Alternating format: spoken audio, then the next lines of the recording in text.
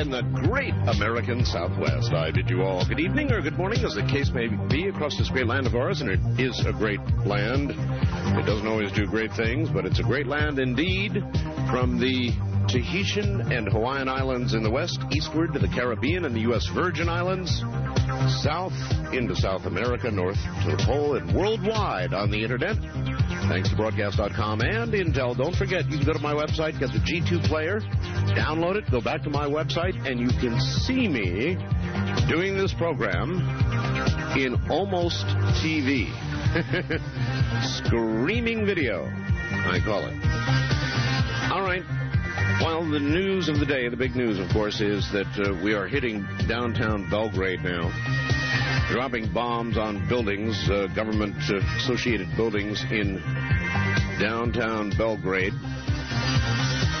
It probably was the most dramatic attack in the 11 days of dropping bombs thus far. In the meantime, it doesn't really look like the air campaign is going to accomplish the goal. In fact, really the news is the Serbs are now about 3 or 4 days, or days at least, from accomplishing their goal, driving out the ethnic Albanians. Anyway, it's going to be Easter, so we will turn our attention to many other things. Good morning, everybody. And by the way, we've got some new bumpers from Ross. Glenn Kimball's coming up, and he sent me a fax way back when. It said, hey, Art, want to take a ride for Easter? And I thought, well, sure, why not? And then along came Ross with some new phone bumpers. Here's an example of the beginning of another one. Want to take a ride? That's Ross Mitchell. Good morning, everybody. Coming up in a moment, we are going to take a ride with Glenn Kimball. He's 49 years of age, divorced now 14 years, a BA in journalism, MA in communications, PhD in Southern Illinois University Communications. It's a lot of education, awful lot of education. So it's really Dr. Kimball, isn't it?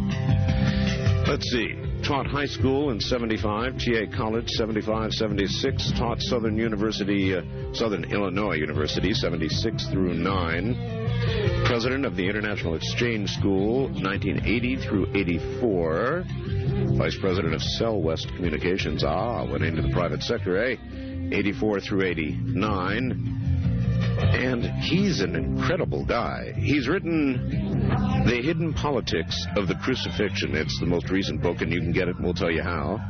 And, of course, Hidden Stories of the Childhood of Jesus that we've talked about before.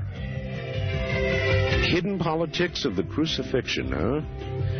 Well, you can bet there was an awful lot of politics that surrounded the crucifixion, huh? We are coming up on Easter, so it is an appropriate topic. And I think that politics would not have been, frankly, very much different than politics really is today. What do you think? Do you think it would have been about the same? Maybe with an older flavor, but it would have been about the same. Rotten to the core. I'll bet you. We'll ask. We're going to try this now. Bear with us. If our power goes off, we lose all phone lines for some godforsaken reason. I don't know why. And that means that I lose my guest or whoever I have in the line, so it looks like we're in for another night of joyful uncertainty with regard to the power. I mean, we've gone years and years and years. And now all of a sudden, blip, blip, blip, blip, blip, blip, all the time. Beginning on the 1st of April, I am highly suspicious. Highly. By the way, the other question that I was going to ask John Voight, the Michio Kaku-like question, he first responded to, I thought very well, to, if the universe is everything, and scientists say that the universe is expanding, what is it expanding into? The other possibility was, if a tree falls in the forest and no one is around to see it, do the other trees make fun of it? I didn't have time to ask that one. Here is Glenn Kimball. Glenn, welcome to the show. Thank you very much, Art. It's a pleasure to be with you. It's Dr. Kimball. I mean, you've got a Ph.D. You're Dr. Kimball. So, Doctor, how do we know? I'll start out with a very different kind of question. How do we know that Jesus was real? I think that's a real important question. I think if we take the single perspective that comes biblically to us from history, we're looking at a very narrow perspective, not narrow in a critical sort of way, but it's certainly in terms of perspective, it's a single perspective in history. And the historians in our day have quoted Josephus as being the only other voice of historical records from the time of Jesus, which is blatantly false. Josephus was the greatest traitor the world has ever known, and wrote his histories of the Jewish wars as an adopted son of the Caesars after having betrayed his own people, and won that adopted status for having betrayed his own people. And that's like trusting Hitler to write the history of the Second World War, for heaven's sake. And for anyone to think that Josephus was the only voice that evidences the existence of Jesus in the world at the time of Jesus is just simply not true. We can return, for example, in history to the great book written in 1782 by Gibbons called The Decline and Fall of the Roman Empire, which we all have on the tip of our tongues, most of us. Tiberius Caesar, in that book, is quoted as having gone to the Roman Senate just after the death of Jesus, after the crucifixion, and petitioned the Roman Senate to raise Jesus as a god, little g, alongside Mars and Saturn and Jupiter in the House of Rome. Now, if that's not a voice evidencing that Jesus exists, I don't know what was. And there are hundreds and hundreds and hundreds of others. Call us toll-free at 1-800-618-8255. Well, you know, this may, if it continues, force me to shut down a whole bunch of equipment here and go on to generator to isolate myself from... But you know what? That's not going to help me. I could go on a backup generator here, but with the phone companies going out the way they are, that is not going to help me. So what am I to do? Here we were getting this wonderful answer to a question, and once again the power went out. I truly don't understand it. From the time I went off the air last night until I went on the air tonight, we had not so much as 1 power glitch. But the minute that I got on the air, here they come again. So, I don't know. We'll see. We'll see what happens. Anyway, we're going to get back to our guest right away and try and continue this. Okay. Go, there you are, Glenn. Yes. Yeah, I have no idea what's going on. It's a millennium. It's Y2K. It's somebody ticked off at me at the power company. I have no idea what it is. Anyway, all right. Where I was going next was, how do we know that Jesus was as he said he was and did as it is said he did? The miracles, the fact that he was the Son of God, the fact that he was all that we believe him to be when we read the Bible. Well, I think if we do this macrocosmic thing that we tried to do back in December, one of the ways that you can evidence those kinds of things is if you get both the enemies and the allies to agree on something, it's likely to be true. We have, for example, I have in my possession the reports of the Sanhedrin at the time of Jesus, who went out to investigate what kind of person Jesus was, because they were expecting the Messiah to come, and his family had been telling people for generations that he would be born through the royal house of David. And the enemies in the Sanhedrin left a very clear trail of the investigation of Jesus. I have to laugh sometimes because Gamaliel, who was one of the investigators assigned by the Sanhedrin to investigate the reality of Jesus, says in his report that Joseph, who was married to the Virgin Mary, was a stupid person, and that Mary was too beautiful for him, and that Jesus was lazy. But he kept performing all these miracles and causing all this trouble, you know. Now, wait a minute. That Jesus was lazy?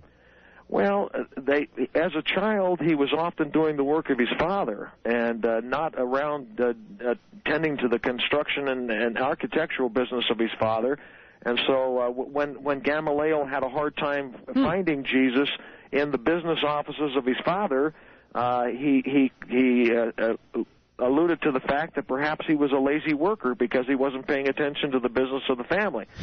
But that's a critical view of Jesus. But he goes on to talk about in his treatise that every time that Jesus turned around, there were miracles and angels and things that were happening around Jesus and surrounded him. It's a backhanded vindication of the fact that Jesus was in fact who he said he was. And there are many enemies or opposite opinions about Jesus himself that have survived into our day.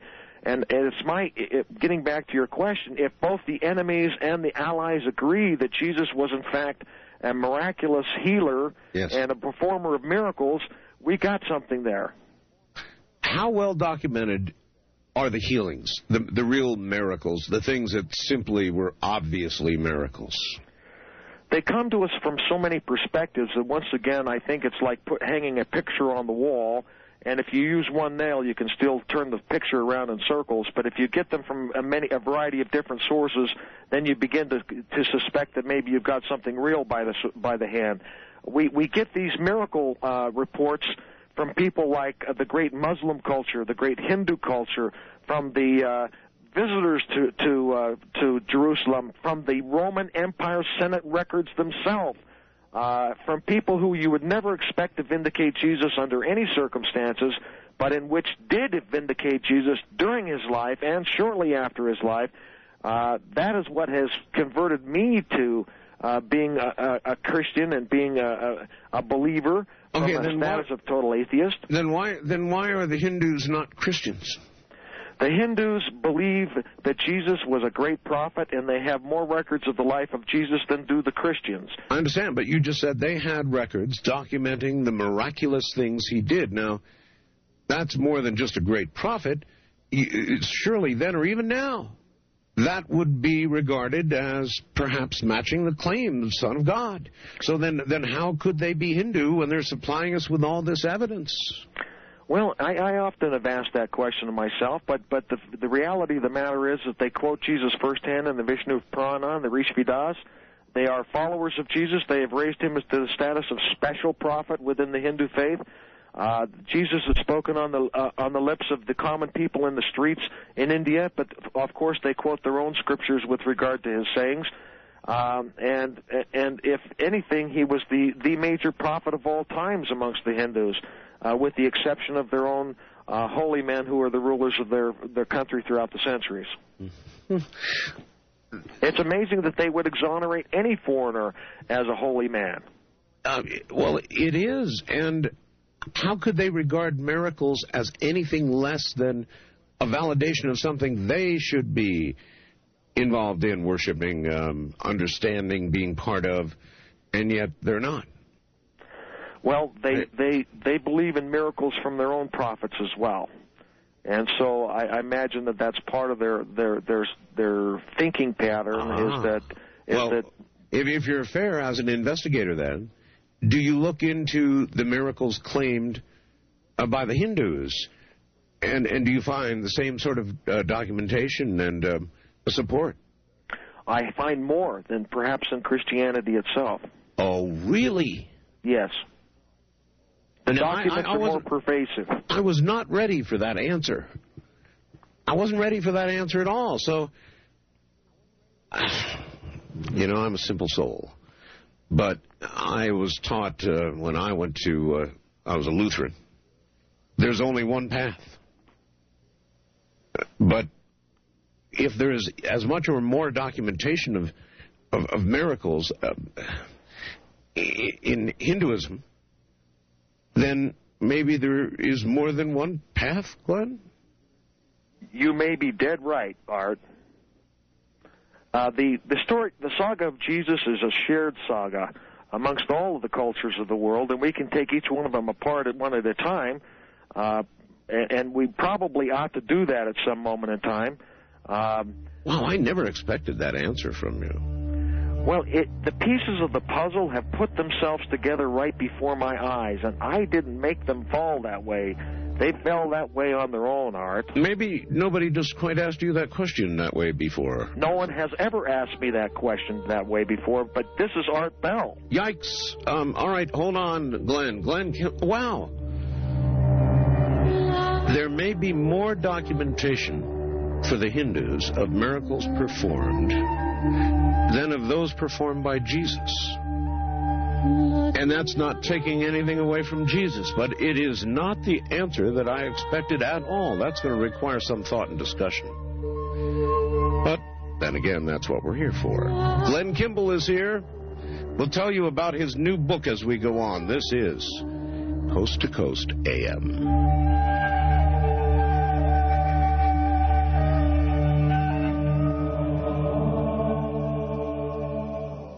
There is something pretty cool that I thought I would call to your attention. I think it's pretty cool. You can see it on my website. There is a full-page ad in R&R, Radio and Records, and a lot of the other industry big magazines, which says the following.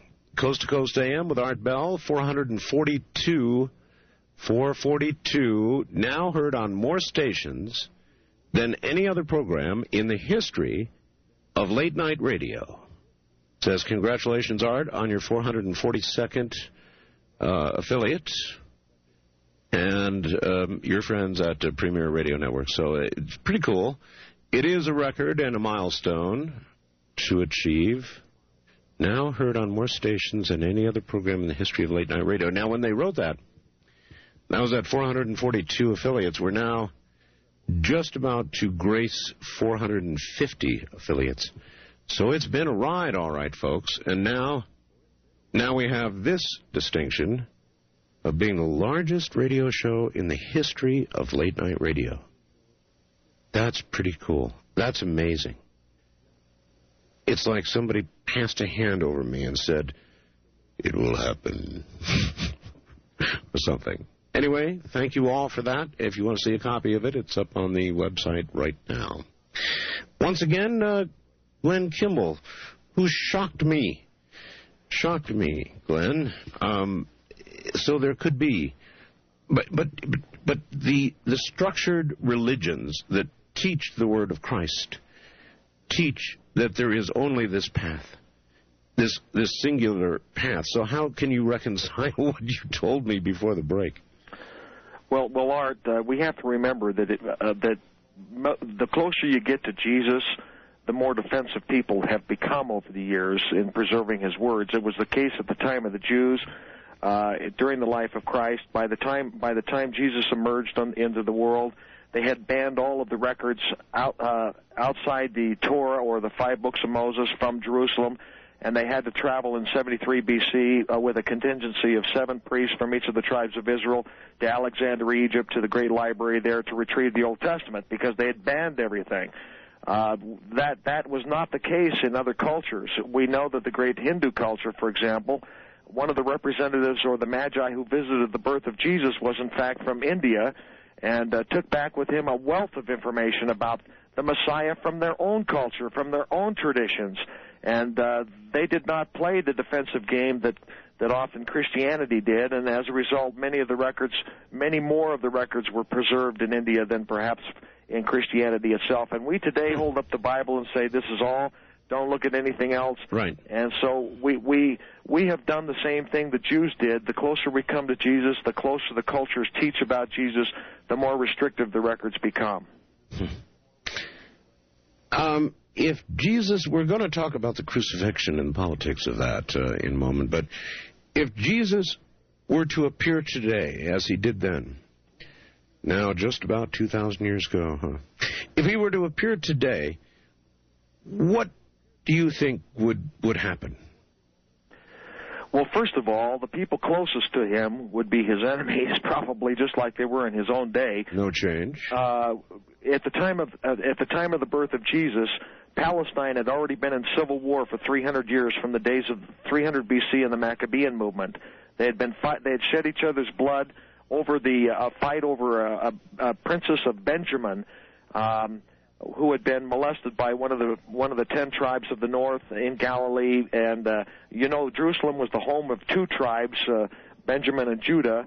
and the 10 other tribes were up north, and they had been in civil war with each other. And the fact that Jesus himself lived in Galilee, he was considered the rich kid from the wrong side of the tracks whenever he visited Jerusalem. When he was in Galilee, he had thousands of followers and advocates, and he fed the 5,000 with the loaves and the fishes. But when he got to Jerusalem, the people were much more defensive because, in fact, he was a Jew, which was a descendant of the families of Jerusalem, but he was a kid from the wrong side of the tracks and actually lived amongst the perceived enemies. It's much like the Union and the South in the Civil War. They had that kind of perception with each other. Sure. All right. Let's talk a little bit about politics then and politics now. Yes, we argue about different things, and yes, it's different in discernible, definable ways, but really it's not that much different now than it was then, is it? Actually not. As a matter of fact, the Roman Empire felt much the same about itself as we feel in the United States today. Surrounding the 100 years surrounding the birth of Jesus was the most free economy in the history of the world that the world had ever known. You could literally walk a paved road from Egypt all the way to France, a paved road now, with one single passport, and that had never existed in the history of the world up until that time. And so what an interesting parallel. In other words, we are now, in our modern way, just about where they were then. We are exactly where they were then. History has repeated itself as a mirror image. I know. I see that happening now. There is this cycle going on of religious and ethnic hatreds and killing that I'm starting to think is never going to end, Glenn. Do you have any thoughts on that? I do indeed. Prophecy records long before, millennium before Jesus, that the 7,000th year will be the millennium of the year of peace, where no man will shed another man's blood. And so we're right on the doorstep, Art, of the legacy that we have hoped for thousands of years for our children. And in fact, maybe our children will live in that time when no man will shed the blood of another man, and that's prophecy. It is the secret of the end of the 7 years of apocalyptic era that we are about to face. The ending condition of that will usher us into a new millennium of peace. We look at the records from the Mayan text, the cosmogenesis of the Mayan calendar.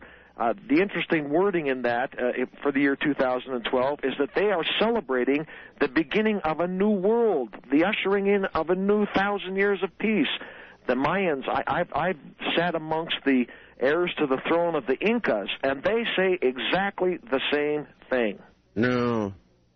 Wait a minute. You're beginning to put some timelines together here. So then if you back up from that new beginning and you look at what's going to be coming to us between now and then, when does the show begin?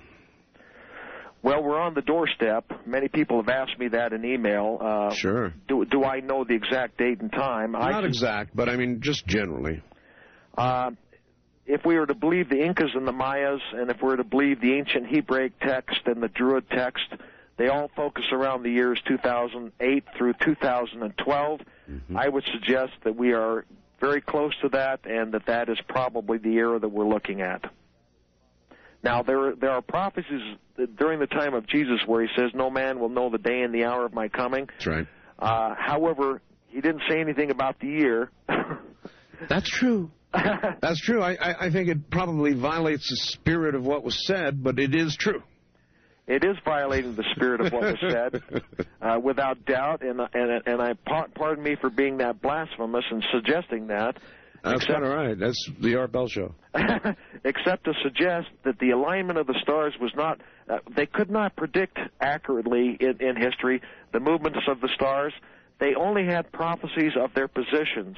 But today, in our day, we can predict the movement of the stars. They couldn't predict, for example, the emergence of the star of Bethlehem. They did not know when it would occur, which was the merger of Jupiter and Saturn in the constellation of Pisces. But we can predict the alignment of the planets, that in the cosmogenesis of the Mayan and Inca structure, we can't predict when that alignment of stars will occur, and that'll occur in the spring of 2012. 2012. There is an awful lot of evidence, though, that they were trying very hard. I mean, there's Stonehenge, there's other very, very ancient artifacts that would indicate there was astronomy going on. Astronomy as observation and a scientific endeavor, absolutely.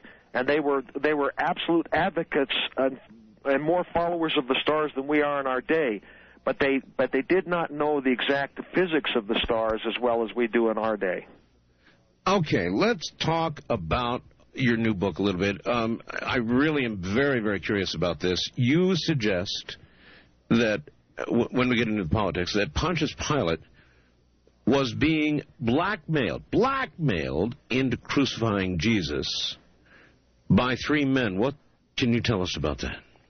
Well, Pontius Pilate, we have to back up just one step to understand how Pontius Pilate came to be blackmailed.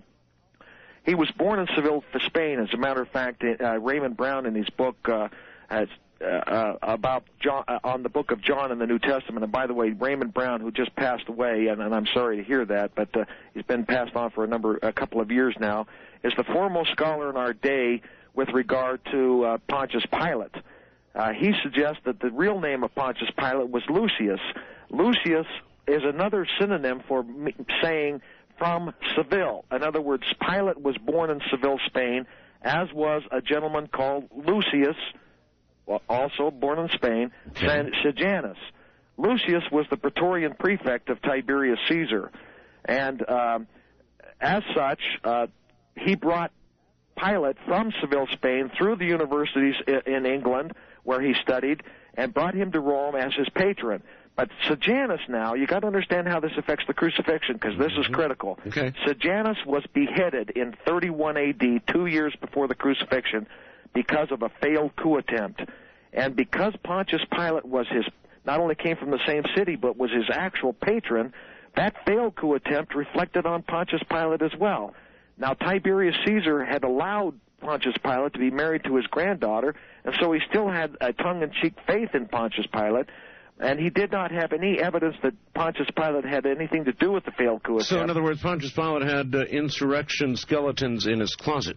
He did indeed, and there were three men who knew about his conversations with Sejanus about the failed coup attempt, and these three men were two of them were Sadducean leaders in Palestine. One of them was Annas, one of them was Caiaphas. These are the principal characters at the crucifixion. These people knew about the liaison between Pontius Pilate and Lucius Sejanus because they were Roman allies. Annas and Caiaphas were paid servants of the Roman Empire. They were the leaders of the Sanhedrin, and they were Jews, but nonetheless they were Roman allies, and they found out about the liaison between Pilate and Sejanus, and they threatened Pontius Pilate to tattle on him. Now, I'm not the first person to say that. As a matter of fact, Raymond Brown, the foremost scholar in the world, in his book, Death of the Messiah, says exactly the same thing. It's been with us for decades, this blackmail plot, and we haven't ever listened. And the motivation for the blackmail? The motivation of the blackmail was Jesus represented a threat to the liaison between the Sadducean leaders, who were allies of Rome, and he represented a threat for two reasons. First of all, Jesus was well known by Tiberius Caesar.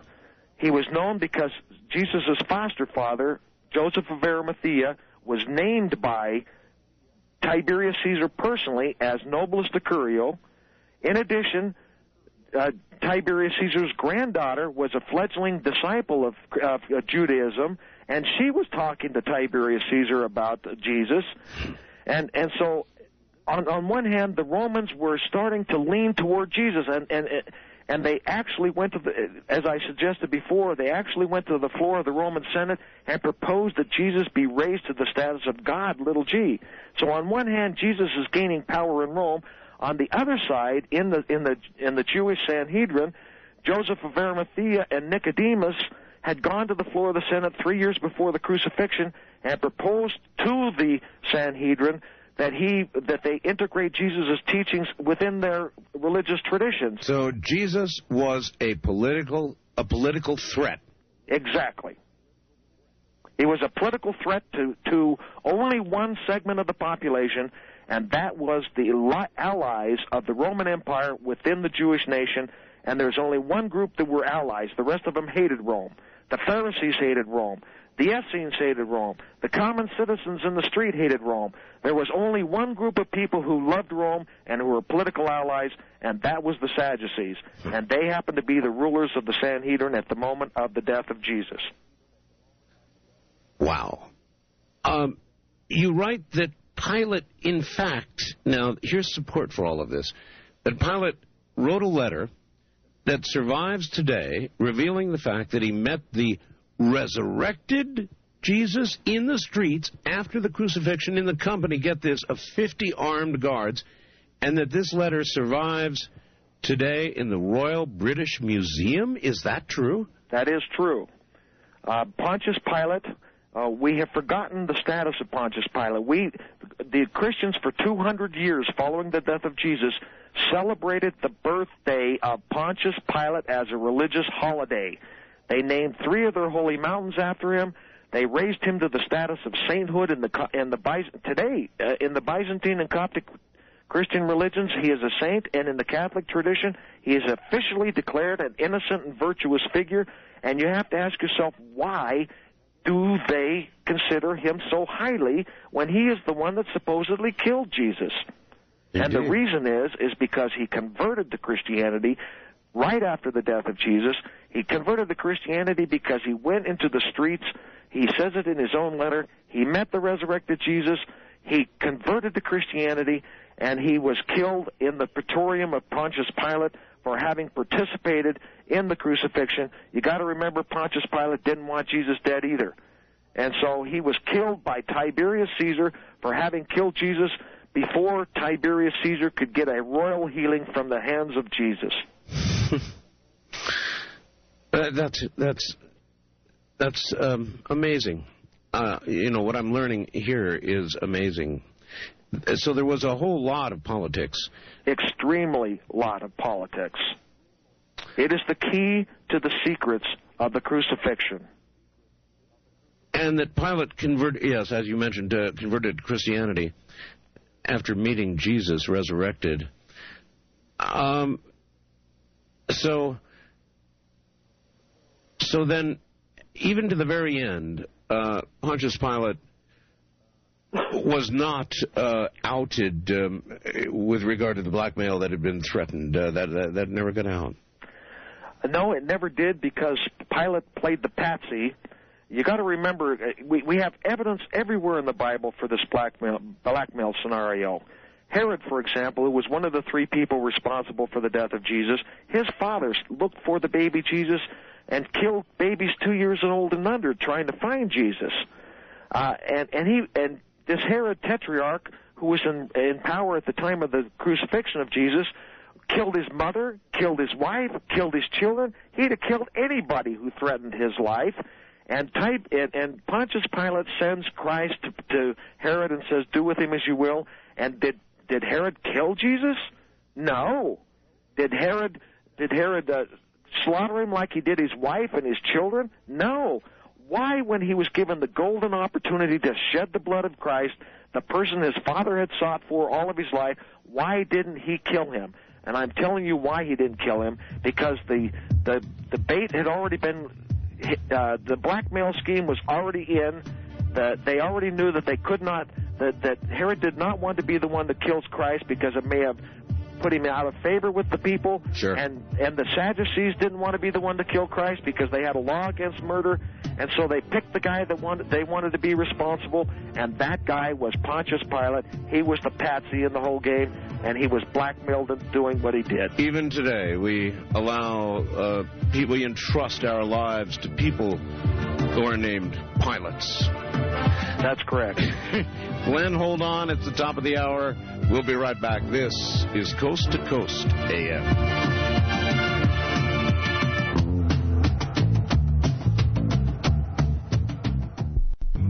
Good morning, everybody. It's great to be here. Glenn Kimball is here, and we're kind of taking a ride for Easter. It's a discussion of Jesus now, the politics of the crucifixion. That's exactly where we're going when we get back. All right, back to Glenn Kimball. Hi, Glenn. How you doing? Very well and very surprised. Here's another one for you. If, as you have mentioned, we are to see again Jesus, he will come back, he will once again return. When you look at the Hindus and you look at the various other religions around the world, why shouldn't we equally believe it possible that their prophecy will be the prophecy that will be accurate? I know it's a hard question, but... Well, I think that the prophecies are so similar. I think that the fundamental origin of all of them is accurate. Single source. Pardon? Single source. Exactly. Mm-hmm. You know, your listeners are probably disoriented to some extent because the link to my site is all messed up. Would it be all right if I told them that there's an alternative out there? You betcha. There's an alternative for those of you who are trying to find the site and it's been crashed. There's a number where you can get copies of my book. It's 1-800-500-1847. Now, we're talking about, let's be sure what we're talking about here. Is it the Hidden Politics of the Crucifixion, or your earlier book, or both? Both books are available at that number right now. All right. Hidden Stories of the Childhood of Jesus, or Hidden Politics of the Crucifixion, available at this number right now, 1-800-500-1847. That's a very easy number, and you actually have operators there now, huh? Yes, we have a bank of operators. And, you know, the great David Sterlin, who was the co-author of The Hidden Politics of the Crucifixion, is with us this evening. He's also a great fan of Harley Davidson, as I am. I'm sorry for a political commercial there. No, that's all right. But Dave and I have spent many, many hours, and there isn't a better scholar in the world or a greater man in my personal life than David Sterlin, who was the co-author. He's been the inspiration in many times in my life when I've been discouraged. And, Dave, you're out there. He's a wonderful individual and has vindicated many of these same things. He and I had the way this all came about is he and I had a kitchen table discussion one day. And we were both ancient manuscript specialists, mm-hmm. and we began to compare notes about the life and times of Jesus, and we looked at each other and we said, why in the world doesn't the world know these things? The truths. And it was, and we both agreed that whether we were going to be anonymous for the rest of our lives or not, we were going to dedicate a good portion of our lives to make sure that people knew the historical records, the authentic historical records, which vindicate Jesus from multiple perspectives, especially with regard to the crucifixion and Easter. How has the reaction been? The reaction has been phenomenal. You know, to be honest with you, I figured that someone would raise a cross in my backyard and I'd be hanging there probably this afternoon. You know? Mm-hmm. To be honest with you, 99% of the population, to my great surprise, has been delighted. There are people who have jumped up and they've emailed me by thousands and told me that they've jumped up and down on their beds and have celebrated that somebody finally came out and talked about the things that they themselves have found in their own personal research. You know, when the site gets back up and running, I have over 1 million pages of research of ancient manuscripts that people can read on my site. It would take them 10 years to read all of the ancient manuscripts posted on the site, and people have come back with their own brands of research, and I have been delighted. Actually, it had to come through Art Bell. It's that open-minded thinking that you are, and I have to give you credit for everything that's happened good to me in recent days. I'm just very grateful to you. Thank you. I think I know why you're getting that reaction. It's because, you know, modern organized religion serves it up in a certain way, and a lot of people just can't wrap their minds around it properly. But when they hear you saying, well, look, a lot of things went on you really don't know about, you didn't hear about, that really parallel a lot of what happens today, that we're very human and very good and very bad and just very human. even though it's not what they specifically were taught, it validates the real core of what they believe. And so I think they jump up and down in joy. I think so. I think that happens with you all the time, Art. There are people jumping up and down on their beds on a number of issues that you've brought to light. Sometimes in anger, too. I understand that entirely, and you and I share that feeling identically. You say that Caesar, in the year 100 A.D., created a law requiring Christians to confess 3 times, not once, but 3 times, before they could be fed to the lions. And that's exactly right. There was a law. The Romans did not want to crucify Christians. We've heard this bloodshed scenarios all through our lives, through the movies and through books, that the Romans were thirsty after the blood of the Jews, and that is not true. The Jews were the goose that laid the golden egg for the Roman Empire. They were the gateway between the Orient, the riches of the Orient, and the Mediterranean Sea. And Herod the king, who was the first political ally of Rome, and was the most recent contact after the conquest of Palestine, had built a seaport, the most modern seaport the world had ever known, built of underwater concrete in Palestine to be the gateway to the east. And the Jews were the goose that laid the golden egg in terms of taxes for the Romans. The Romans did not want to crucify or annihilate the Jews. They were a source of money for these people. So the only reason that they did this was because of a paradoxical reason. Tiberius Caesar knew and liked Joseph of Arimathea, the foster father of Jesus. He knew and liked Jesus. He wanted to raise him to the status of godhood. But when Jesus was crucified, the earth quaked in Rome as well as it did in Jerusalem, and that the dead were rising in Jerusalem, but they also were rising in Rome. And it scared the kajeebies out of Tiberius Caesar. He turned around and sealed the crypts, all of the tombs in Rome, because of the dead were rising. It scared him so bad that he went back to Palestine to do what? Not to kill the goose that laid the golden egg, but to vindicate a god that could cause the earth to quake in Rome. The dead were rising. Yes. Those records are missing from our canon, and it's the saddest thing I've ever heard in my life. Nicodemus records that there were over 500 witnesses to the fact that the great prophets from history, Abraham, Noah, Moses, were walking the streets at the scene of the resurrection of Jesus, lamenting what the Jews had done to Christ. And dead were also rising in Rome. They scared the Romans half out of their wits. There are records in Roman history that talk about the dead's rising. They sealed the tombs, and as a matter of fact, we've only excavated those tombs in the last 15 years beneath the streets of Rome. You know, I've heard of the resurrection, of course, of Christ all my life, but not of others. Jesus said it himself. He says, I am the first fruits of them that slept. He was not the only fruit of them that slept. He was only the first fruits. And if you read the Nicodemus' account of Jesus' descent into the world of the dead, they were waiting to come back and gain their resurrection along with everyone else. This is why the pharaohs built the resurrection machines in Egypt, which were the great pyramids.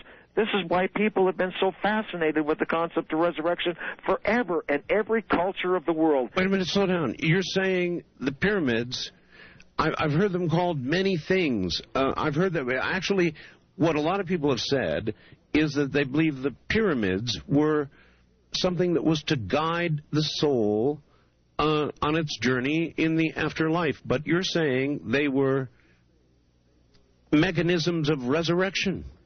They were an attempt on the part of the Egyptians to create an environment for resurrection. Let me give you a hint here. Sure. Back at the time when Joseph of the coat of many colors, the Joseph that was sold into Egypt by his brothers. Yes. Now remember, he's in Egypt. He married an Egyptian princess. This is 1200 years BC, okay? Yes. The lady he married, who was an Egyptian princess, also happened to be his cousin. And so an Egyptian princess was well-connected, extremely well-informed at the time of the pharaohs about ancient Hebraic customs. She was a princess for the pharaohs. These two cultures were merged together, and though they didn't communicate well, though they were not totally intermeshed, they did know about the religious customs of each other, and the great Egyptian culture was a sponge that soaked up the religious cultures that surrounded them, and one of them was from the ancient Hebraic prophecies of resurrection. Have you been to Egypt? Yes. The pyramids? Yes. Did you have that sense when you were there? You and I both. To Bethlehem, the birthplace of Christ? Yes. I've been there. That was an amazing experience for me. I knew I was in, and I've got to tell you, Glenn, I'm not a really religious person. I'm kind of spiritual. I'm on a search, but I'm not a great person of faith, and yet I stood in front of that spot where Jesus was born, and I knew, and I felt everywhere that I was in a very, indeed, special place. I knew it. Now, I don't know if that's my brain sort of agreeing with what, everything surrounding me was saying or not, but I think what I felt was real. Well, there is a special feeling about the actual places and artifacts that were surrounding Jesus, and that was, in fact, the very reason why the pursuit of the artifacts was pursued so intently after the crucifixion. You got to remember that the Romans, when they destroyed the Temple of Herod in 70 A.D., and they carted off all the artifacts out of the temple, they did not melt them down and put them into the treasury of Rome. They preserved the artifacts out of the Temple of Herod. They reported on the pillar that they left at the site of the destruction of the temple that they took the artifacts to the Pyrenees to preserve them and keep them holy. And why would the Romans want to keep Hebraic artifacts and Christian artifacts holy? Why would they want to do that if they were out throwing the Christians to the lions because they thought them disgusting people? They did not do that. And also on that same pillar that was left on the site of the destruction of the temple, the Caesar gave us the reason why he destroyed the temple. He destroyed the temple not to persecute Jews and Christians, but to vindicate the death of Jesus. What do you know of the journey of the covenant of the Ark and where it may be now? There's a lot of modern-day speculation about that. There's a lot of people who have suggested they know where it is. That was a subject of a great expose and documentary recently where some suggest that it may even be in Costa Rica, where the Spaniards brought it to this country to carry before them in the destruction of the great American Indian people. You got to remember that 1,000 Spaniards were killed 8 million Indians in this country, and this was a religious war for them against the American Indians, and many have thought that perhaps the Ark of the Covenant was brought from its place in the Pyrenees, which was in Spain, by the way. Pyrenees are in Spain, and taken to this country and left here. Now, there are other people that believe it's in Constantinople or in northern Africa. I myself have never seen it, nor would I ever be granted that permission. I would certainly take that if I were given the opportunity. But it survives into our day, as do many of the artifacts, and they are kept secret and sacred because of the power that they represent to the people. Well, I saw some program that said it is in northern Africa, as you suggested, and under 24-hour-a-day guard. Without doubt. And they showed on television about a year ago the tanks and the armed forces there in Costa Rica surrounding one particular chapel. And you have to ask yourself, why in the world would there be tanks and an army outside of a church house? So if you were in its presence, you would not have a problem going and observing it and looking into it? Art, I'm as curious as you are. I would walk into the face of death itself to find that secret out for myself. And you might indeed. And I might too. Yes, I think we'd have to hold hands. You first. Now it says here, now is it possible that one of the reasons that Pilate didn't want to kill Jesus is that Jesus was in fact a Roman citizen, and what what is it that you're suggesting made Jesus a citizen of Rome? Well, Jesus' foster father, remember that Jesus' earthly father, Joseph, who was married to the Virgin Mary, died when Jesus was about 14 or 15 years old. Right. And under Jewish law, the one that took over the protectorship of the family was his foster father, Joseph of Arimathea. But Joseph of Arimathea was named Nobilis Decurio by the Roman Empire and thus made a Roman citizen. So Jesus' foster father was, in fact, a Roman citizen. And that made his family Roman citizens by law under Roman law. And so one of the reasons why Pilate totally rejected the idea of crucifying Jesus was because he was a Roman citizen and not just a captive person. The other reason why Pontius Pilate didn't want to crucify Jesus, there were two other reasons. One was because his wife was a fledgling disciple of Judaism. So he had pressure at home. Right. But the other reason was, remember that Pontius Pilate was educated at the great Druid universities in England, or in Scotland, I should say, and that was the homeland where Joseph of Arimathea had his tin and lead mines, and both Jesus and Pontius Pilate had attended that great university, and they, at the site of the crucifixion, at the time of the crucifixion, very strange thing happened. Pontius Pilate and Jesus exchanged the Druid passwords to enter the Druid debates in order to identify one another. Now, these are fraternal-type systems. You know, you have a handshake or a salute that you give each other to enter the Masonic temples or in the fraternal orders of the pirates or in the Templar movement today or whatever. So I'm told, yes. Yeah.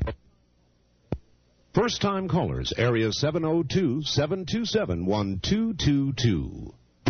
Uh-huh. This time it was at 26 minutes past the hour. 26 minutes past the hour. There is really something going on.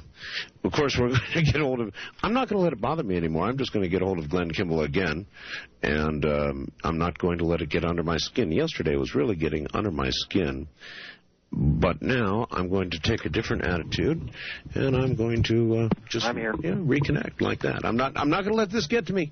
Okay. So continue. Very good. Are we on the air? Oh, yes. Very yes. good. I'm sorry, everybody.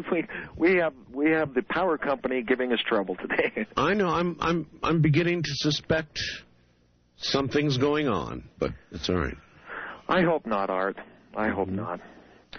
We can get back to this scenario for a moment. That we must remember that there's another coincidental thing. If you go back to, once again, Gibbon's book, The Decline and Fall of the Roman Empire, he makes a very, very curious statement.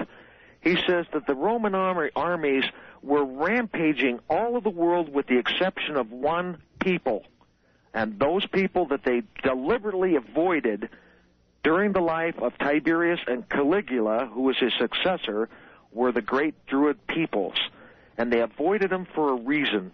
They avoided them because that was the homeland of the great educational institution that was alive and well at the time of Jesus, that was educating the sons and daughters of Rome.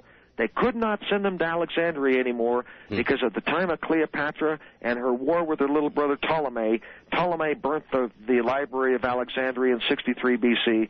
and thus destroyed the great educational institution in Egypt. And the greatest university that survived that time was the emerging University of the Druids in England that had 60,000 students and 8 courses of study. All right, hold it right there. It's the bottom of the hour. And we're going to be right back.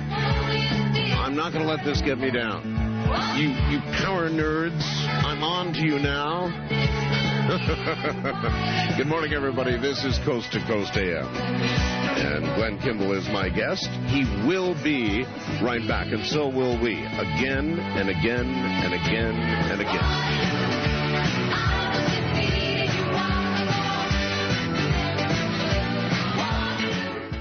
By the way, for those of you that would like to know more about what you're hearing right now, we have several links on our website for Glenn Kimball. We have a link to his book, The Hidden Politics of the Crucifixion, that we've been talking about tonight.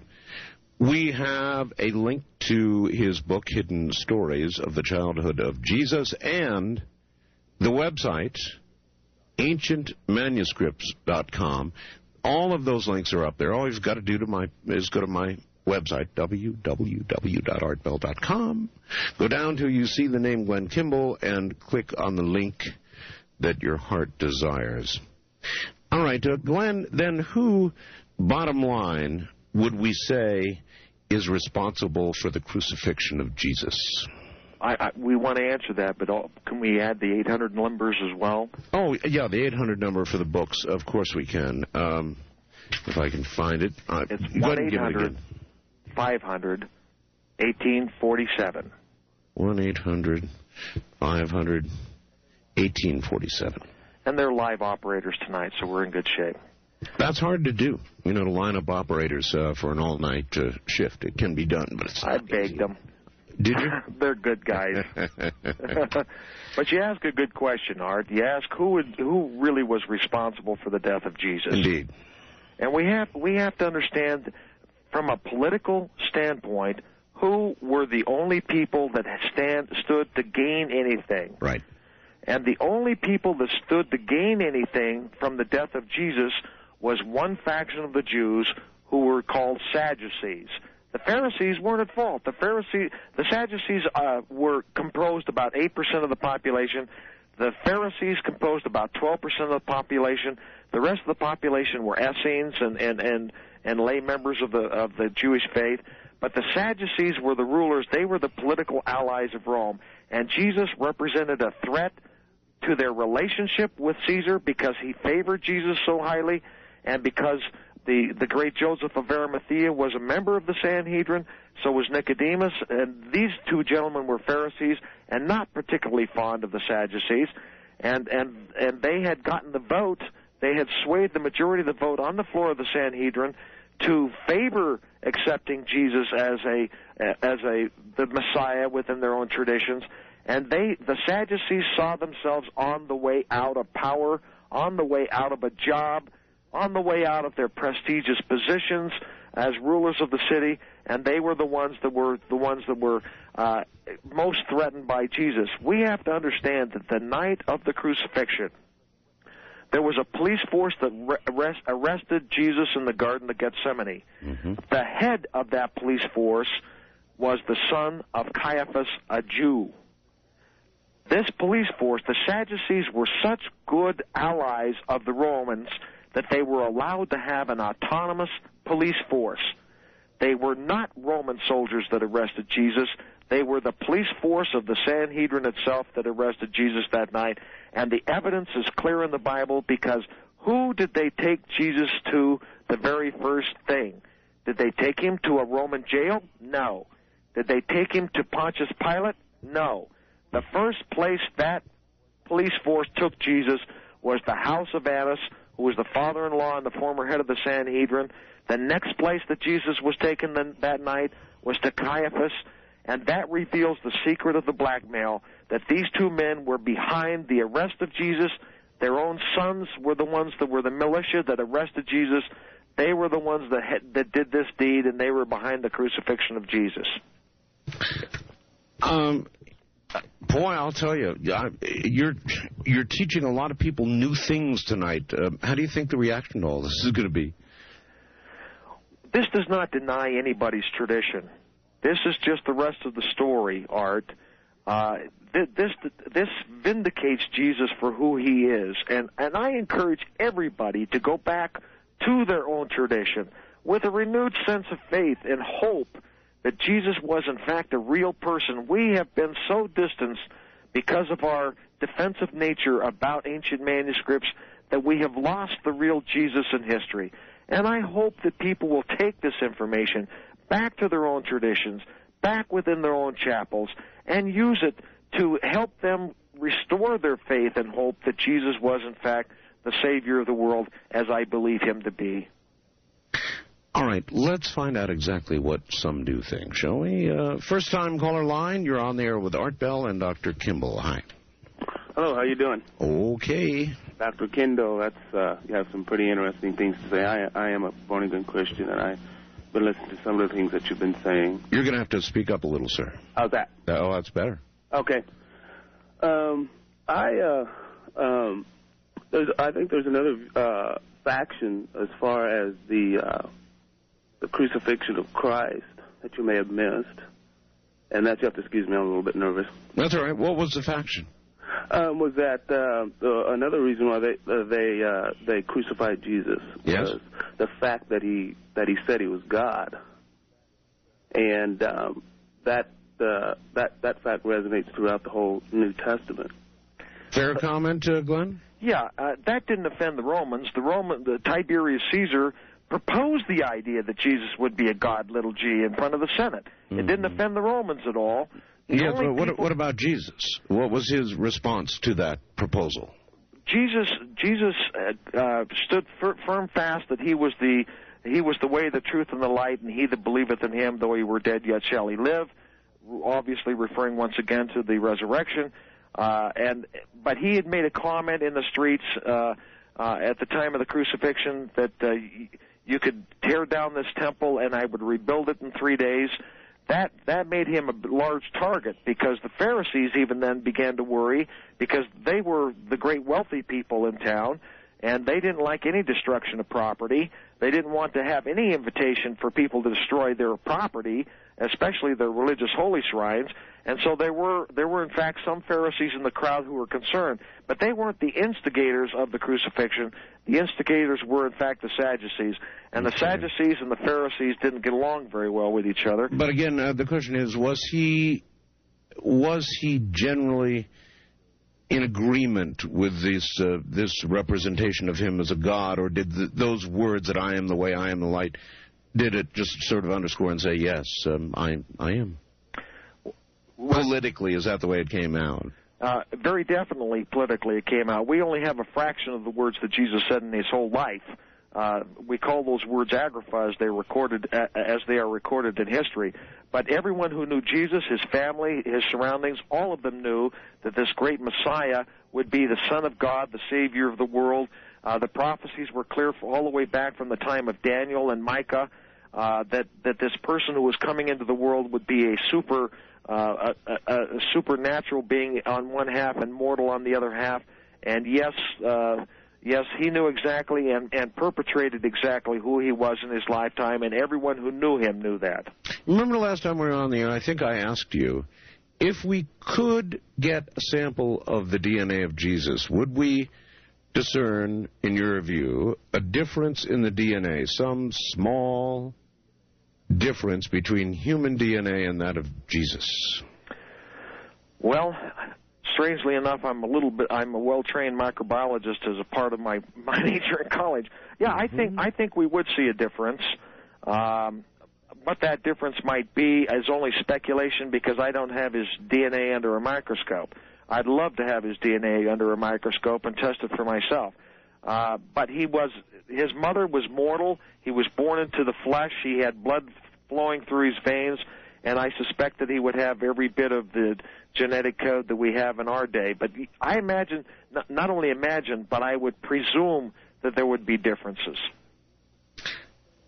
And if those differences could be documented, discovered, then documented, and then duplicated, suppose we could modify present human DNA structure to duplicate that which we found, the structure in Jesus. You asked the perfect Easter question, Art, because someday we'll all be resurrected and have that very characteristic in our veins, too. That was the whole plan. That was the scenario. That was the reason for the resurrection from the beginning. Well, I look around the world right now, it's obvious there's none of that DNA walking about on the planet presently. No, there's not. I think we won't have time to develop that technology before this apocalyptic era and the great millennial era of peace will come into pass. It's getting close. We are getting close, and perhaps the very reason that there will be a millennium, 1,000 years of peace, will be because of a DNA change of some sort. That is an interesting speculation. Oh, it sure is. Wildcard Line, you're on the air with Dr. Glenn Kimball. Hi. Yes. Hi, Art. This is Karen in Houston. Hi, Karen. Yell at us. Doing? Fine. All right. Glenn, it's so good to hear you again. On the term chosen people, I have sort of another understanding of that terminology. I kind of think when any person claims to be a chosen people, I think it's more like they were people chosen, if that makes a difference. You see what I'm saying? I do indeed. Like Jesus criticized the Sadducees and the Sanhedrin for the knowledge that they had that they were given to share, and yet they kept it for themselves. They were chosen to disperse certain information, but they didn't. And that makes a distinction in that term chosen. I agree 100%, and not only that, but we have to refer to the fact that the great Islamic community claims themselves to be chosen. Mm-hmm. The great Hindu community claims itself to be chosen. Mm-hmm. Every single culture in the world that had a dealing with Jesus claimed to be chosen. Right. We just surface with the Christian version of it. Right. But when you are chosen to perform a certain task, that is different than saying that you are a chosen people above all others. And I agree on that distinction entirely with you, ma'am, and a very well put point. All right. And on another term, Jesus was the man, Christ was the spirit. Christ forever, Jesus for the age that he was in. Does that make sense? It does. In fact, the name Jesus means healer. The name Christ means anointed with oil. The name Messiah means the anointed king with oil. And so we can put arbitrary labels on it, but those are the denotative or the epistemological roots of those names. Right. And when we consider Jesus Christ, the Nazarene, wouldn't it be, instead of him being named after the place supposedly Nazareth, wouldn't Nazarene come from Nazar, which means one who is set apart? Absolutely. As a matter of fact, the prophecy said that he would be a Nazarene. We know that Samson was a Nazarite, and those are two derivatives of the same group. So, as a matter of fact, at the time of Jesus, when he was born, there was no such town as Nazareth.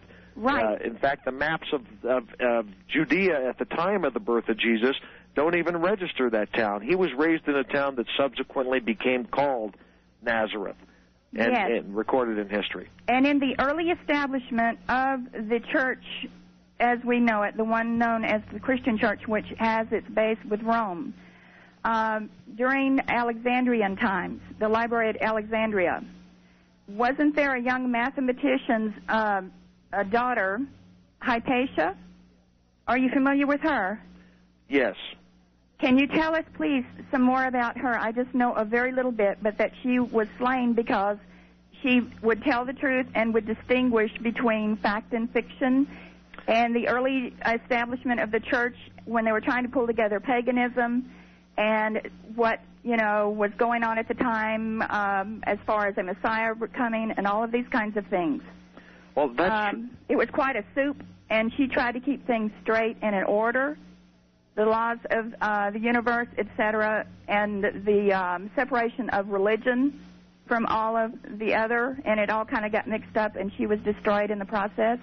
That's true. She was a great mathematician, and she was actually considered a priestess in many senses of the word, and anyone who studied the art of mathematics in those days, much like the Pythagorean theorem was considered a holy theorem at one point in time, many people were destroyed because of their knowledge of mathematics and astronomy. Mm-hmm. And she portrays this incident very accurately. And there were many people who were persecuted in Egypt, in Palestine, in Rome, etc., because of their secret knowledge of mathematics and astronomy. Very good, ma'am. Very interesting, actually. And in a lot of ways, with sciences that are kind of out on the edge right now, that occurs today. People are persecuted perhaps in different ways, academically drawn and quartered for things they suggest that challenge present paradigms. So not a lot has changed, has it? I agree 100% with that, people on the fringe of, on the outer edges of human experience are always persecuted. It takes 20 years for us to get a piece of history accepted into a history book. And so, you know, as a result of that, fewer and fewer people go out on a limb. Stay right where you are, Glenn. We'll be right back. Dr. Kimball. It's been a too long time with no peace of mind. times to get better. Me too. You know, she's coming to the desert in April. I'm going to go see her again. Crystal Gale. Stay right there. We'll be right back.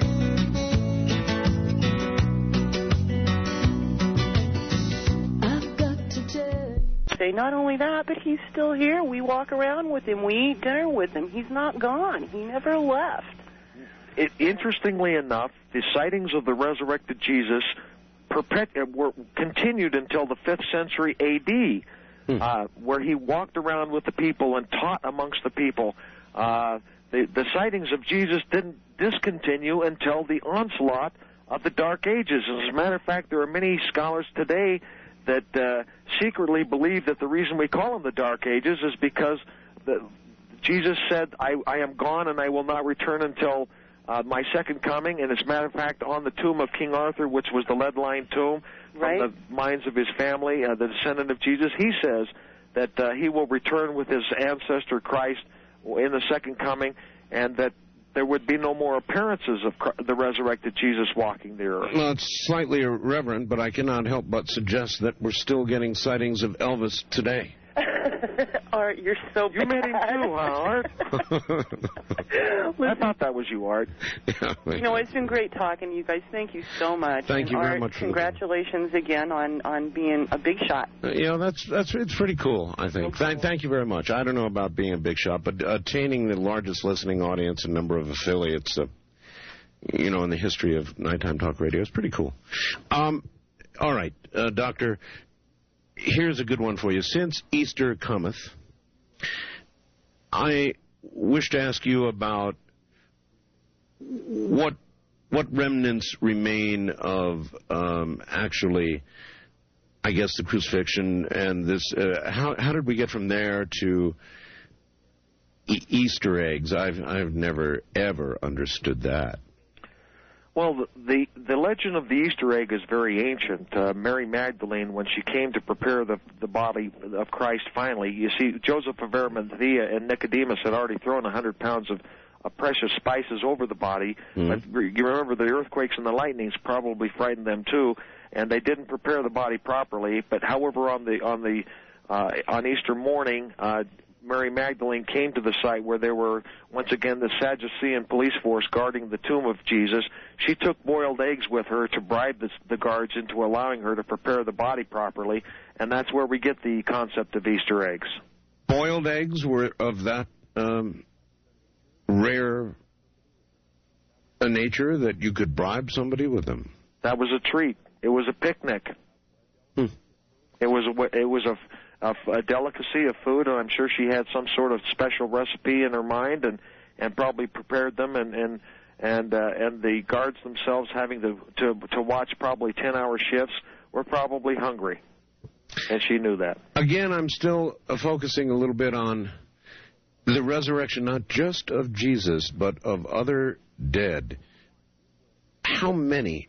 How widespread? What reaction was there? I mean, this must, aside from the resurrection of Jesus, this had to have been such an event that there must have been so many recordings of this event, because people just don't come back to life like that.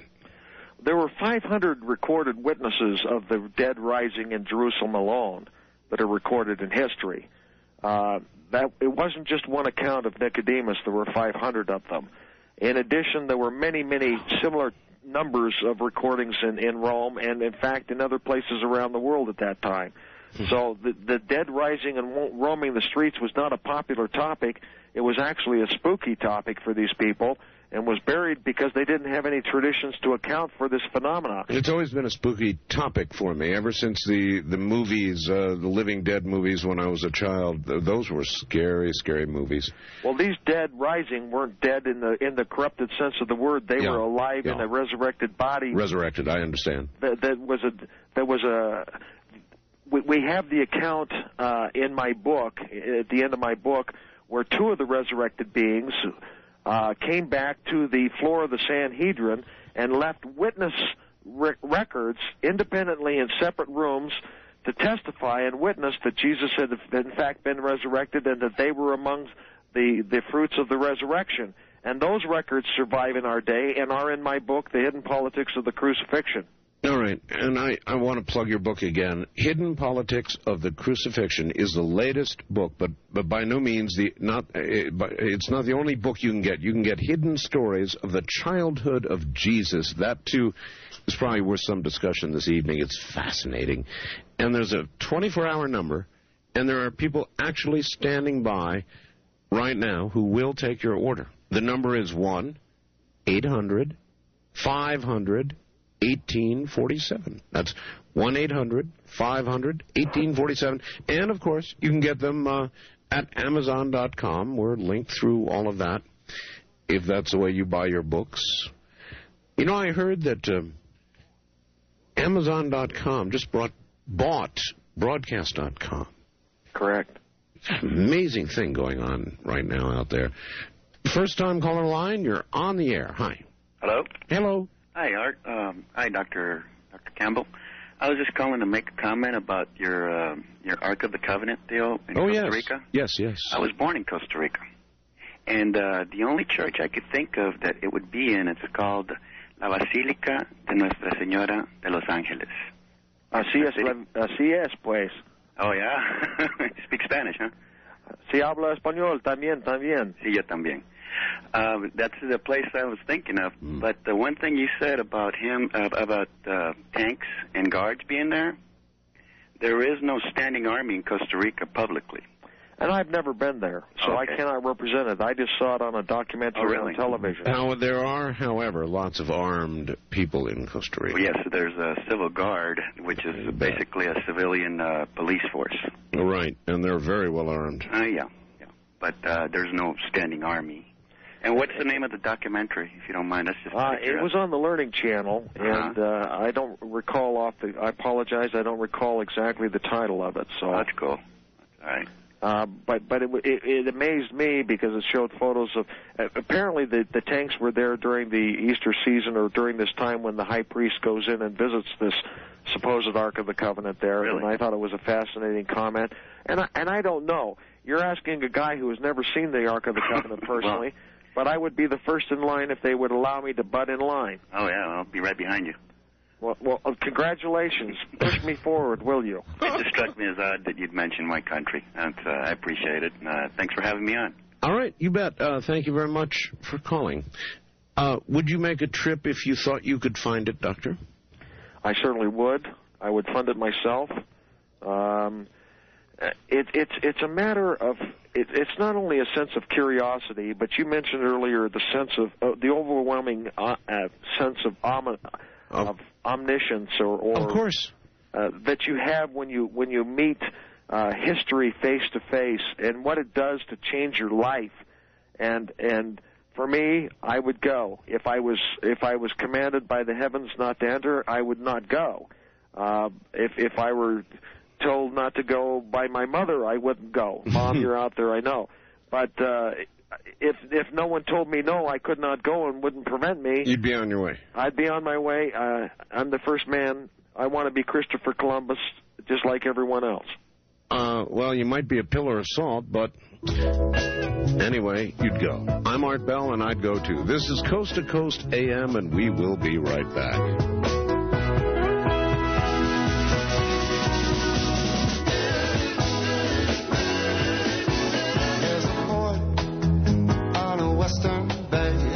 Serves 100 ships a day.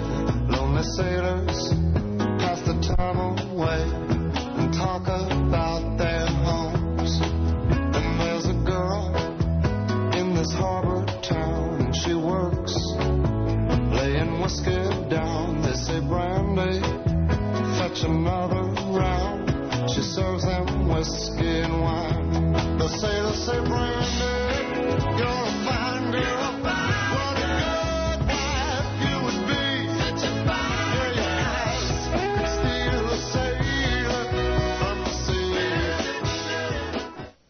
Guy Danyon going to the good place, and the good gal Sarah going to the bad place.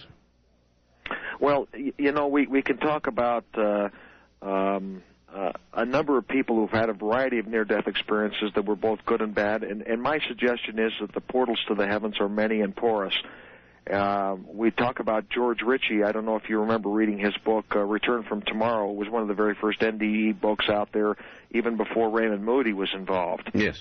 Dr. Ritchie talks about his visit to the place of torment in the plains of the wilderness of mortality, and this phenomenon is common in a near-death experience where they talk about a place where people are in torment and having troubles. Yes.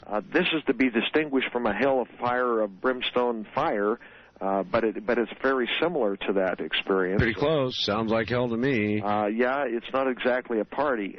Since you did hear Sarah's NDE, what was your take on that? I mean, it was so remarkable, so spontaneous, so obviously told in absolute truth. Whether or not it really happened, she certainly believed it happened.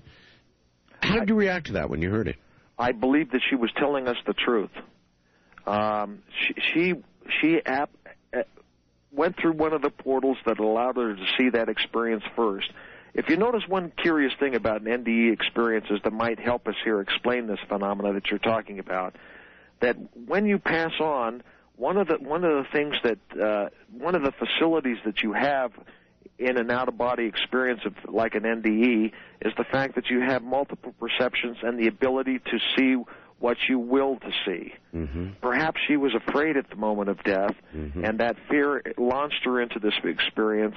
I noticed that many people who come back from NDE, like Betty Eady and Danyan, etc., they talk about being able to see out of their fingertips. They talk about the ability to go wherever they wanted to go and learn whatever they wanted to learn at will. That's right. And perhaps what she did at that moment in time, unconsciously or deliberately, I don't know, was to enter a portal of she may have been afraid of this experience called death, and that may have taken her through the avenue of seeing something she really didn't want to see. Many of us are defensive creatures. Many of us are afraid, and it is our fears that cause most of our problems for us. And Jesus talked about fear many, many times in biblical history and in extra-biblical history. That is why he did not use the concept of fear in his doctrines or in his teachings or in his ministry, because fear takes you to a different place than does the concept of love and hope. Then why are we to be God-fearing? I didn't hear that particularly out of the mouth of Jesus, though he did intimate that a couple of times in his life. I've never been able to wrap my mind around that. I think if you were to go back to the original Aramaic, it does not suggest God-fearing. It means God-respectful.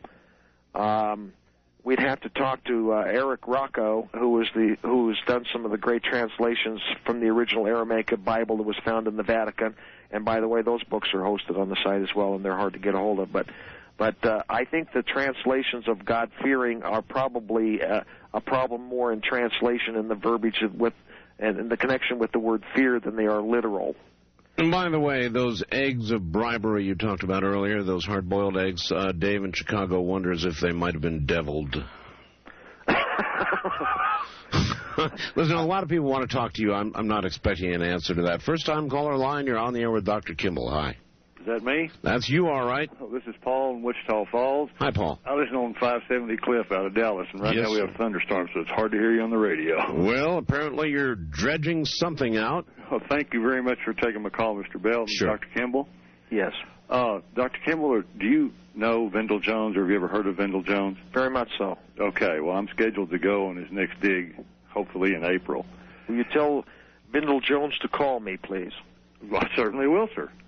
My next question was, and I think you've already answered it for me, I've been on a quest, and, excuse me, I'm extremely nervous. I've never been on a talk show. That's all it is. It's talk, so don't worry about it. Thank you, Mr.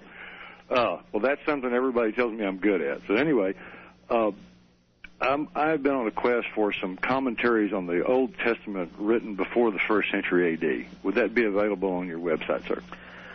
Yes, there's links. You're going to have to dig for them, but yes, there are. Okay. There's so much information there, sir, that it would take you the next 10 years to assimilate it, to read it, to even be exposed to it. Well, I understand, but I've been looking for a place to start, so I guess I've got my work cut out for me. Yes, come right over and visit us. We'd be delighted, and my email's there, and you may ask questions, and I respond to all email. Well, the problem is I'm computer illiterate, and I was going to tell Art if I ever needed any, if anybody ever needed to contact me, it would have to be through a post office box, but it is Y2K compliant and it's virus free. Yeah, that's right. Good for you. By the way, they caught the little crud that apparently or allegedly created the Melissa virus, named after, I might add, a topless dancer. And he'll be going away for a while. This is very interesting, Glenn. About 1,000 years ago, this comes from a person, a very good friend of mine. About 1,000 years ago, a very old and very wise Kabbalistic scholar was challenged by the Inquisition to summarize the teachings of the Judeo-Christian Bible and all of the holy books of the world's major religions while standing on one foot.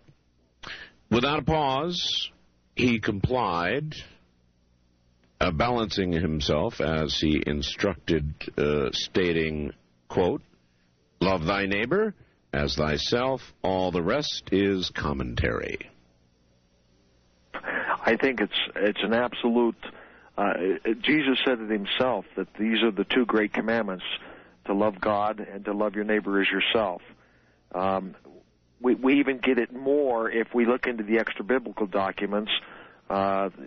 Jesus' little brother Thomas, who was called Judas Didymus Thomas. Biblically, he's recorded as Judas, not to be confused with Judas Iscariot. And Didymus meaning twin. He was the look-alike brother of Jesus, not the literal twin of Jesus. But that very comment is recorded by Jesus' little brother Thomas in the Gospel of Thomas as well. All right. Little time before the top of the hour. Wildcard line. You're on the air with Dr. Kimball and Art Bell. Hello there. Hello, Art. Yes, sir. Yes, good morning. Good morning, Dr. Kimball. Good morning.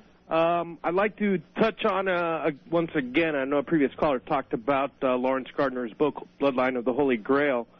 He makes a contention there which struck a chord with me of a previous book that I had read before called Holy Blood, Holy Grail, regarding the offspring that Jesus had and that they survived and are supposedly some of the royal families of European dynasty. I'd like to get your comment on that. Well, not only is Dr. Gardner correct about that, but the royal families throughout history were intermingled and related to Jesus in some way, shape, or form. We have to remember that Jesus' grandmother was born in England. She was born in England because her family was the royal house of David and had to escape the Babylonian conquest in the 6th century B.C. She only returned back to Palestine to marry someone of her own faith a generation before the birth of Jesus. And not only was her royal family living in England at that time, but also the royal family of the Greeks who had fled the Trojan Wars, and also the royal families of many civilizations who were conquered by other civilizations. But royal families had to get out of town. They took their wealth with them. They took it to England with them, which was the safest place on the earth, sequestered by an isthmus of water. And these royal families intermingled and intermarried. And in fact, Jesus himself had Greek royal blood in him as well as Judaic royal blood in him. And today, the descendants of Jesus are in fact representative in the royal families of Europe. Dr. Kimball, we've got to hold it there. Clock says we got to go. We'll be right back. This is Coast to Coast AM.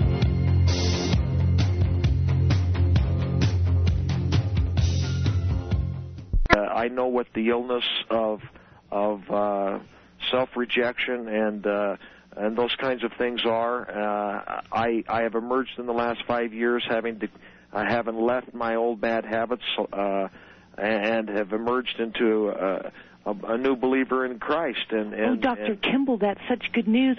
But on the night he died, he said, I won't drink of the fruit of the vine till I drink it anew in the kingdom. He thinks he's coming back here to drink some more. Jesus is in denial. God has the plan. God made AA, and now they're going to send Jesus back and hope that he doesn't drink, I guess. Jesus said one thing in the Gospel of Thomas. He says, it's not what you put into your body that defiles a man. It's what comes forth out of your mouth that defiles a man. And Jesus was found in the company of all of the visiting dignitaries from foreign countries, and was invited to do so because he himself was from the royal house of David and well respected amongst the Sanhedrin, the Romans, and everybody else in town, and everyone else in other cultures. And so when they came to town, or when Jesus was found in the company of anyone, he was the target of the visits of the highest dignitaries in the world, which is evidence from the fact right from his birth that he was visited by the royal magi from the east who came to visit him at his birth, and that scenario continued throughout his life.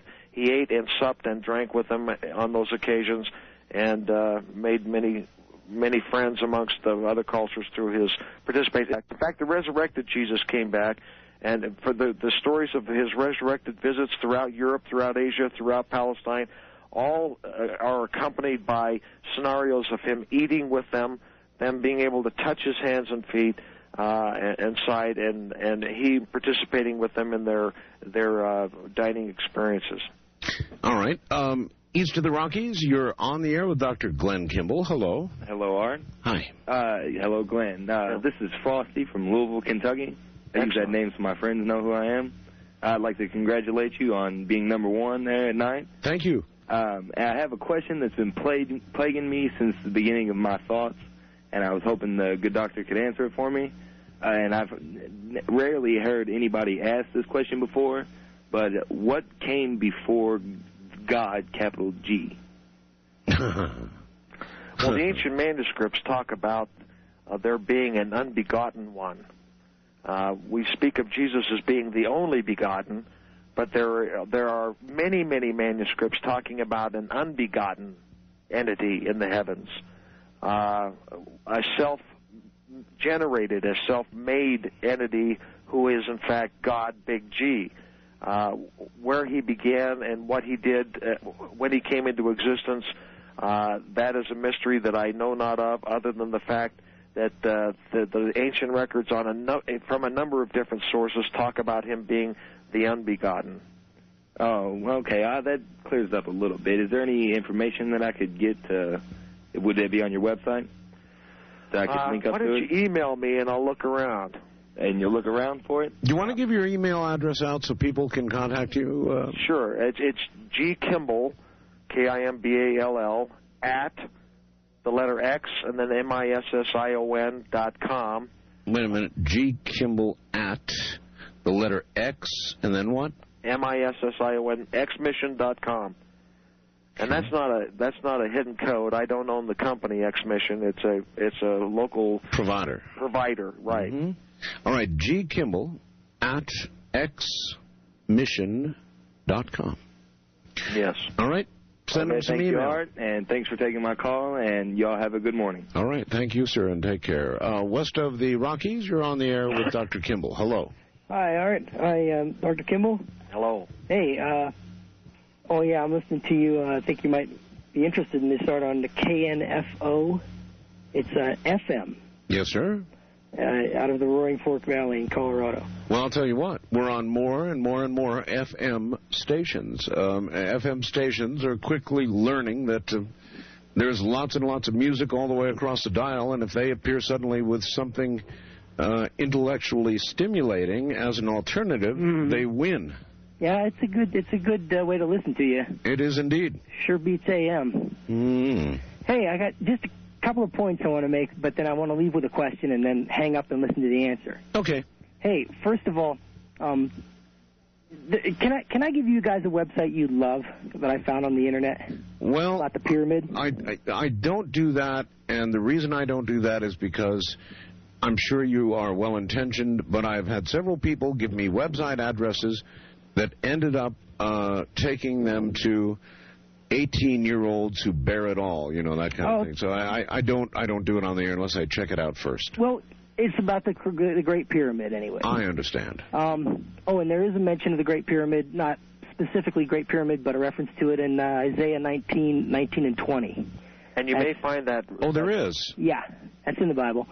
And let's see, the other thing was... if you want to find out about the Ark of the Covenant, if you think it's possible, talk to a man named Saddam Hussein. I have documentation that shows that he actually has the Ark of the Covenant. They found it during the Iran-Iraq War.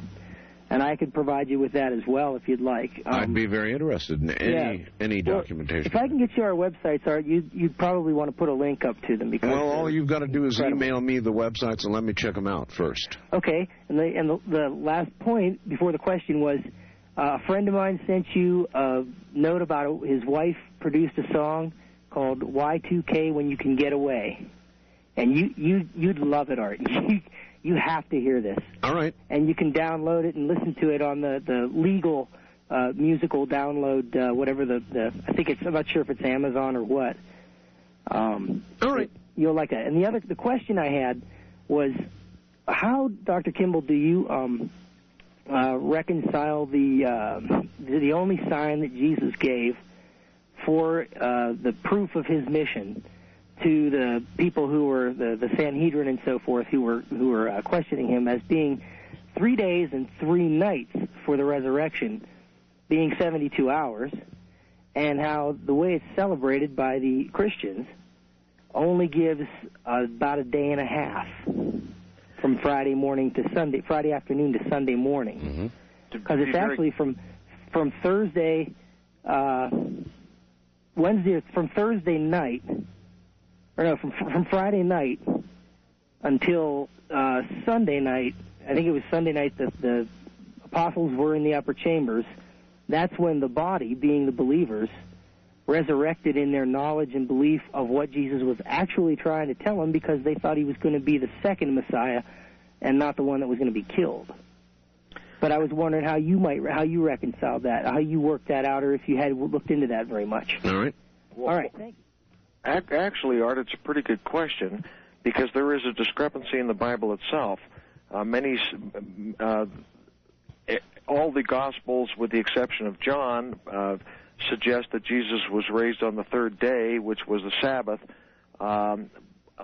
However, the Gospel of John places the Last Supper on the day of Passover, which was the Sabbath day. So there is a discrepancy in the Gospels themselves as to which day, in fact, Jesus was crucified and which day he was resurrected. And so there's still most of us don't ask that profound a question, and so we don't really ask the question. But there is a conflict in the Scriptures themselves, and most of that can be resolved by the fact that the 3 of the Gospels that were written, Matthew, Mark, and Luke, were written long after the death of Jesus. None of those mention Joseph of Arimathea at all. The only gospel that mentions Joseph of Arimathea was the eyewitness gospel of John. All right, Doctor, hold on. We're at the bottom of the hour. We'll come back. I want to talk a little bit about conflict in Scriptures. I do have a kind of a secret back-channel communication system to the technician at broadcast.com in Dallas, and he absolutely affirms for me that Yahoo did buy broadcast.com for $5.7 billion. He also says they're all a bunch of yahoos, and I wouldn't work for him on a bet. He says, I'm quitting as soon as they take over. Oh, no, wait a minute. He didn't say that. He said, let's see, what did he say? They're a top Internet company. We're very pleased about it. Won't be finalized for a few months, so tech changes are not yet to be seen. Fingers are crossed. That's what he really said. Anyway, good luck to you guys. Big fish keep gobbling the little fish, and bigger fish gobble the medium-sized fish, and that's the way the world works. We'll be right back.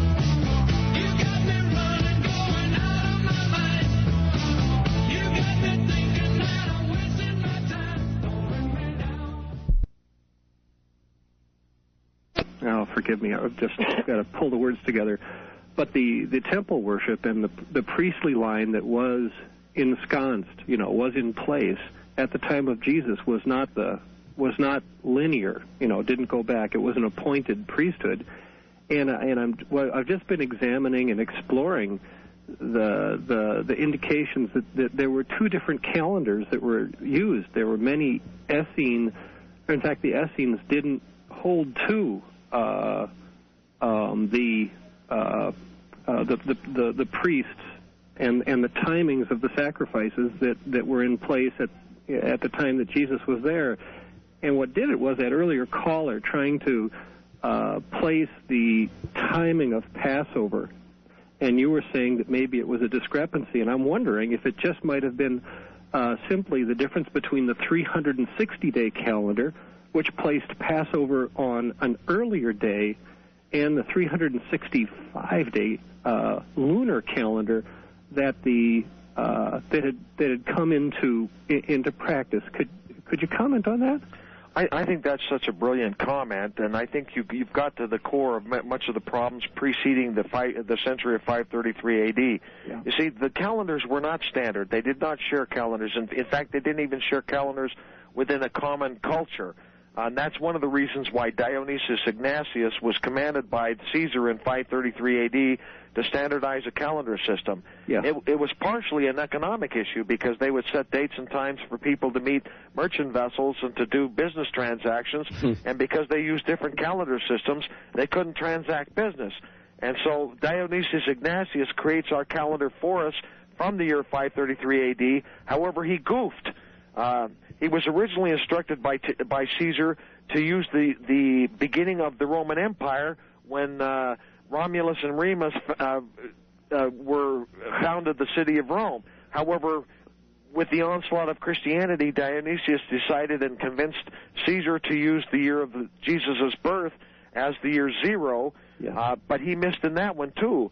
You notice a very coincidental thing between 33 A.D. and 533 A.D. They both have a 33 in them.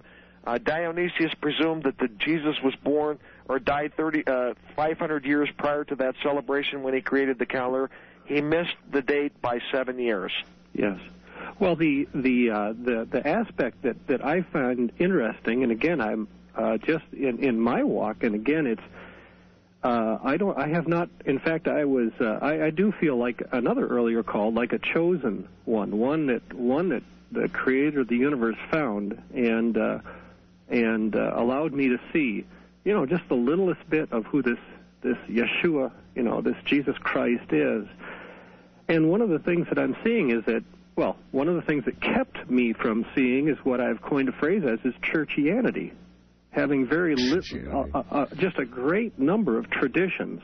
And Jesus, in fact, spoke of the traditions of the Pharisees that rendered the Word of God null. And Art, you'll recognize a null meter. Oh, yes. And that's a word that indicates current and power. And that's what traditions do. That's what churchianity has done. You notice the same 2,000-year number that we're coming up with. It was 2,000 years between the giving of the law and when Jesus came to finally say, wait a minute, Churchianity. I'm going to hold on to that one if you don't mind. Please do, because it, for me, has helped me a lot. Okay, we're woefully short on time. Thank you very, very much for the call. Churchianity. West of the Rockies, you're on the air with Dr. Kimball, and not a lot of time left, I'm afraid. Hello. Yes, hello, Art Bell and Dr. Kimball. It's so good to get through because they've been doing it to me right here. And I'm on the west of the Rockies line, but I'm located in the central point of central area of North America up in Canada. And it's so good to hear your program. I missed the first 3 hours. Unfortunately, I don't do that, except it seems to have happened in the past when I've sent some faxes off to you, Mr. Bell. And it's so wonderful and exciting to get through to you. And well, I'm glad you have, but time is short. So okay, I have read through the Bible at times, but I'm not one of those to memorize all the areas and things in, like as in verses and word, etc. But I had found an area in Matthew somewhere. It said, going back to how Jesus was accused of all kinds of things, including smoking flax. And, it kind of makes me wonder if what they were talking about, smoking flax. I mean, he was alleged to have, been in gluttony and drunkenness and smoking flax. And Second one to say that. I want to ask if there's any evidence in his studies that found any kind of signs of that, and what is now like in my current situation. And I could go on quite at length here. I have many questions. You can't, though, because we don't have the time. So the question actually is somewhat of a duplicate of one we had just a little while ago. You want to comment again, Doctor? Call toll-free 1-800-618-8255. Well, there we go again. There we go again. Now, that is so unfair that we would lose Dr. Kimball in the very last moments of the show. I'm not going to let that happen. We're going to get him right back so we can say goodbye. Astounding. Just absolutely astounding. We're going to have to check into what's going on. I am here. Good, Doctor. We're coming to the end of it, but you were about to say before we were so rudely interrupted. Yes, Jesus lived an exemplary life, and we can talk about those who may have criticized some of his personal behaviors, but they were not the eyewitnesses of Jesus. Those who knew him best commented on the exemplary nature of his life, his sacrifices, etc. And not only that, but the fact that he was a great one to fast. He was a great one to control his urges, his life, his times, his behaviors, and his comments. And so anyone that might suggest that he might have been a drunkard or a pot smoker or something like that were critiques from a distance, not those who knew him best. The one thing I wanted to get in, you mentioned a conflict in Scripture. Are there many? There are many historical and detailed conflicts in Scripture. They can be resolved oftentimes by coordinating calendars, coordinating festivals, and comparing documents back and forth. We have to remember that the scribes were an imperfect system. They recorded, oftentimes interpreted many of the sayings of Jesus and many of the things in history from their own perspective rather than from the perspective of the person saying the words.